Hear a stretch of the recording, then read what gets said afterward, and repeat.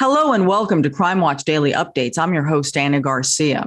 22-year-old Cati Blauvelt wanted nothing more than to create a family with her husband, John Blauvelt, and his young daughter from a previous marriage. But sadly, she would never see that dream become a reality. In 2016, John was 28 years old and worked as an Army recruiter at local high schools.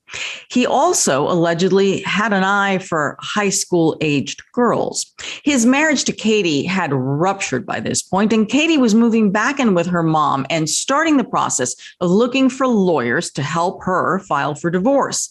On October 23rd of 2016, Cati was last seen leaving her job at a pet store. She was supposed to meet up with friends after work, but she never showed up. So her mom reported her missing. The next day, Cati was found stabbed to death in the cellar of an abandoned home deep in the woods of Simpsonville, South Carolina. When police went to John's home to speak with him, he was hanging out with his 17-year-old girlfriend, Hannah Thompson. Hannah's parents had previously expressed concerns about her underage partying with the Army vet. On November 18th of 2016, Simpsonville police obtained warrants for John's arrest on charges of murder and possession of a weapon during the commission of a violent crime. Then he and Hannah disappeared. Hannah was found in Oregon in December of 2016, but John remained on the run. He eluded officials for 6 more years until the U.S. Marshals captured him in Oregon just a few months ago. On July 21st of 2022, John was extradited to South Carolina and ordered to be held without bond. Let's take a look back at the case of a young woman whose life was cut much too short and the estranged husband who tried to run but could not hide. An old abandoned house deep in the woods. The kind of place nightmares are made of. I've never seen it, and I've been here almost 25 years. I never knew it was there. 22-year-old Cati Blauvelt and her friends used to hang out in a place like this for fun when they were kids. But now the fun times for her are over for good. She's here in the cellar where her friends find her, brutally stabbed, and left to die alone in terror. I don't know what she went through. Just imagining the pain, what she must have been screaming for him to stop. And now her estranged husband has disappeared into thin air. And what's worse, cops say he's taken 17-year-old Hannah Thompson with him, virtually a child who nobody has heard from in weeks. I can't believe this is happening to my family. I would have never seen this coming. Do you think Hannah is in any danger? Probably. We consider him extremely dangerous. The marriage of John and Cati Blauvelt is barely 2 months old when trouble invades their home at Fountain Inn, South Carolina. 28-year-old John is an Army veteran who works as a recruiter at local high schools. He has a young daughter from a previous relationship who lives with her mother. And he first meets Cati where she works at a restaurant near his office. She loved him so much and wanted to be a family with him and his young daughter. But cops say John is also recruiting minors to attend regular parties at his house. Among the first people to alert them to the underage partying are the parents of 17-year-old Hannah Thompson. They are worried about their daughter and want her home. A lot of the kids that Hannah was hanging around were hanging out at his house. Police pay a visit to the house, and sure enough, that very night, there's a party going on. There were some minors in the house and some others that were 17 or older.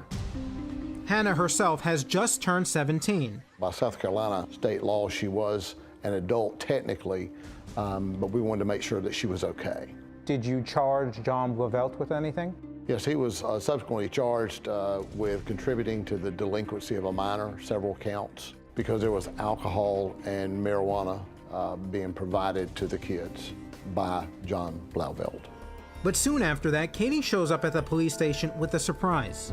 She's carrying a .357 Magnum. She says it's John's gun and says he aimed that powerful weapon straight at her head with a terrifying threat.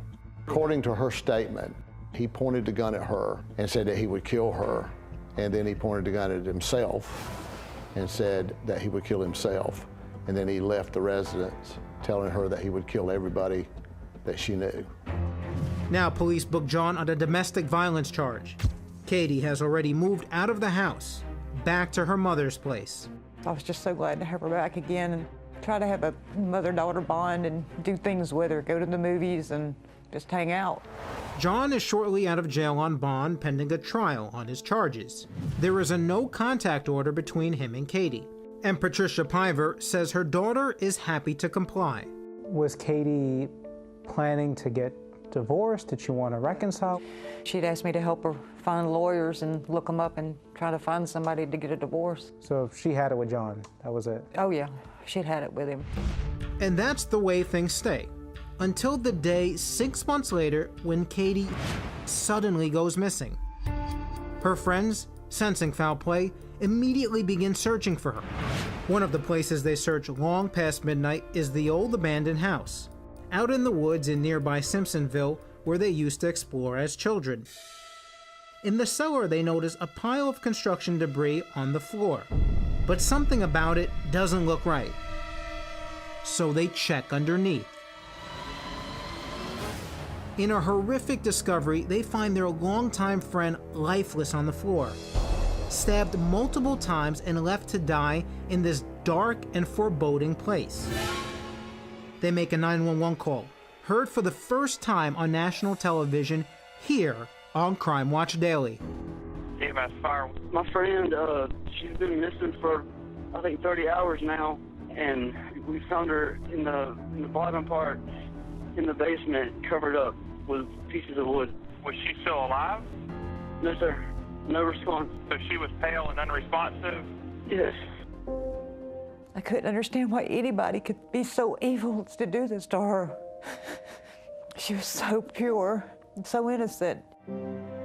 In the mortuary, the man told us it took them 5 hours to fix her up, to make her presentable. And it still didn't look like her. The makeup they used was so dark, and they said they had to do that to cover up everything that was done to her. I just want her back. When I was in the mortuary, I told her I just wanted to take her home because she was so cold. And I just wanted to lay her in her bed and put my arms around her, keep her warm. But I'd never get that chance. What are you feeling right now? She shouldn't be gone. She didn't deserve it. All she wanted to do was be loved.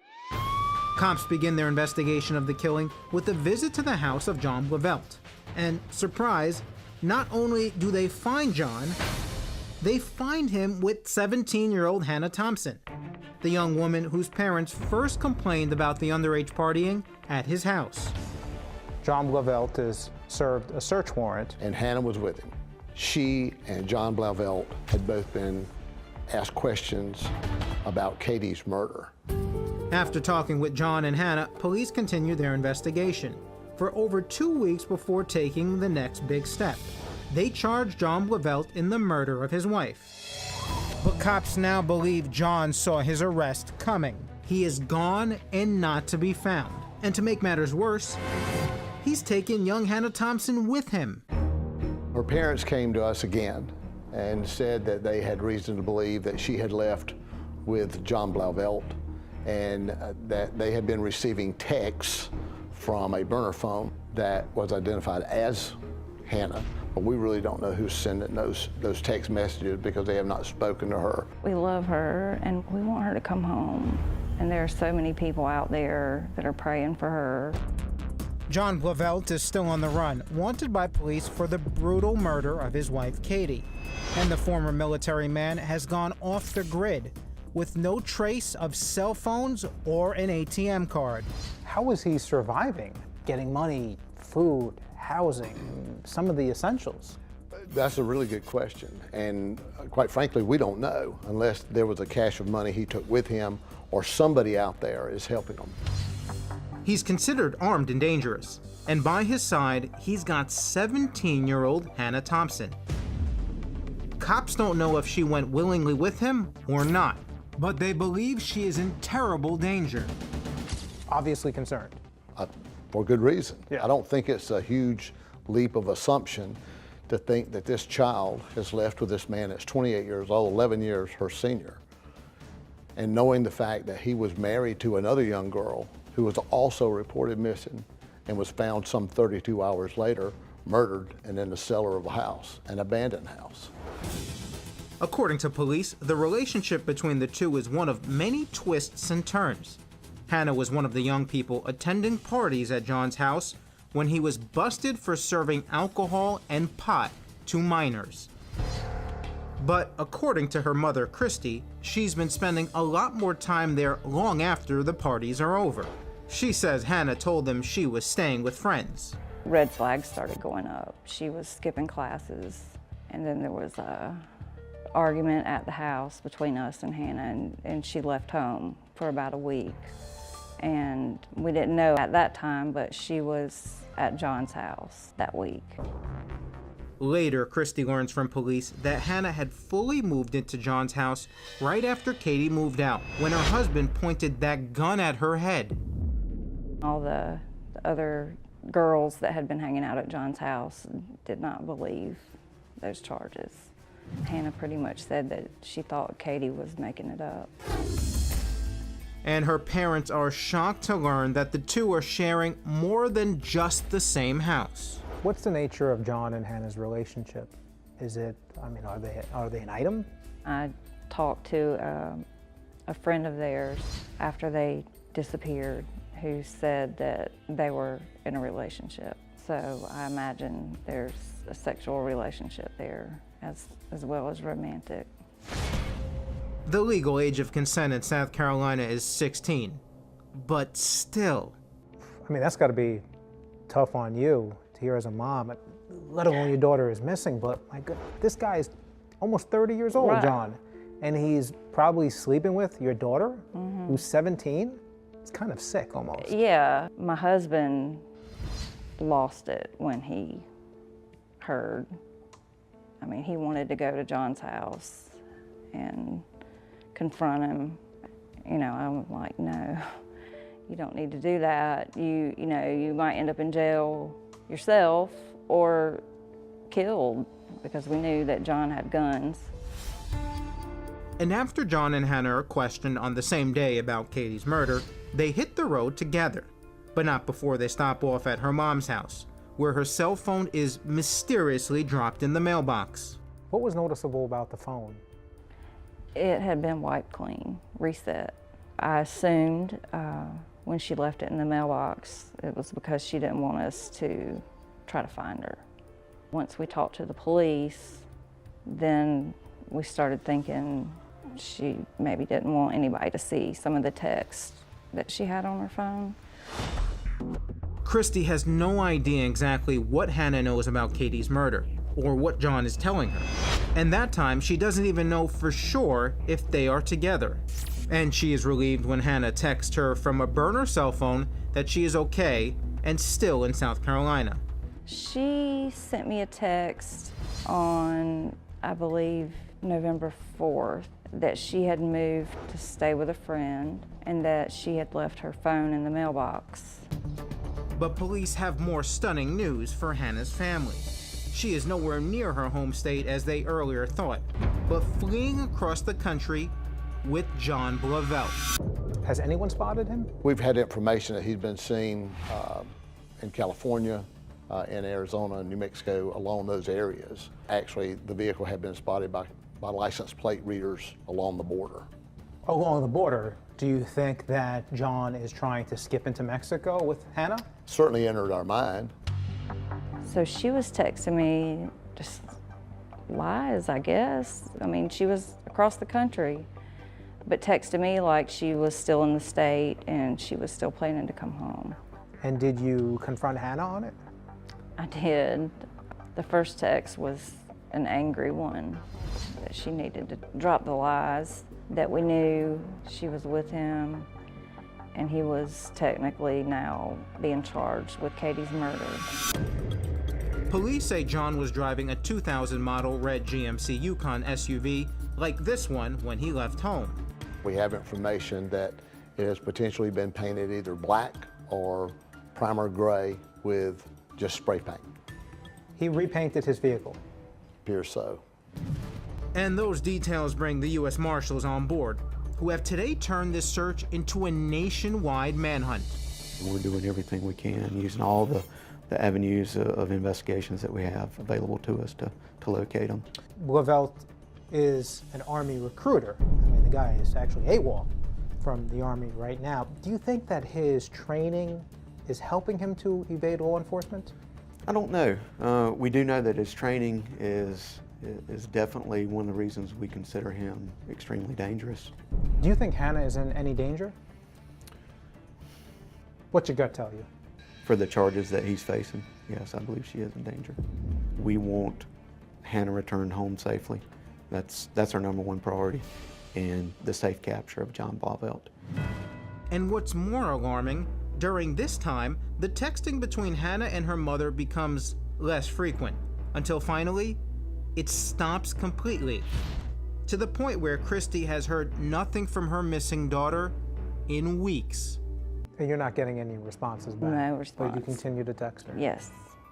Every day? Yes. Hannah's mother is left to worry and answer questions from Hannah's adoring 4-year-old sister as best she can. I have a 4-year-old whose Christmas should be magical, and so I have to try to keep that up, the fun stuff. But at the same time, I'm missing my girl. She thinks Hannah's on a trip. She's seen me crying a few times.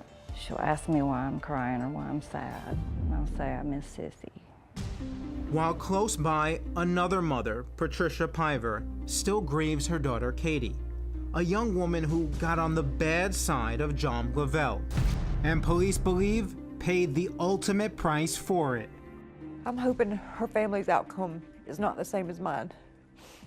I'm hoping that they can find John and Hannah and bring her home to her parents. So at least, like I said, maybe they could be able to tuck her in at night and keep her warm, even though I can't. And just this week, there's been a huge development in this story. Hannah's parents revealed to us Hannah made contact with them and she is safe. The chief of the Simpsonville Police Department said the teen was found in Oregon, but wouldn't provide any other details. After the announcement, Hannah's father posted this rather pointed message on Facebook, saying in part, "We understand that each of us wants answers for our own personal reasons, but there are limits to what rights people have to the details of Hannah's personal life. Ultimately, it is Hannah's decision as to what she wants known and who she chooses to speak to about this or any other part of her life. If she confides in you, protect that trust in whatever way she asks."